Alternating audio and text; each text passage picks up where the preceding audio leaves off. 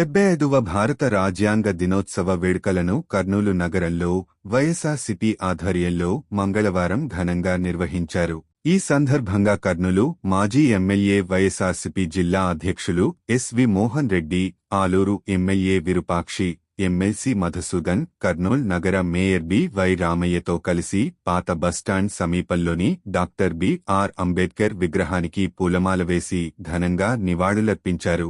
భారతదేశపు లాంటి కుల వ్యవస్థ ఉన్న దేశంలో ప్రజలందరికీ సమాన హక్కులు కల్పించి వారి ఎదుగుదలకు తోడ్పాటు అందించారని తెలిపారు.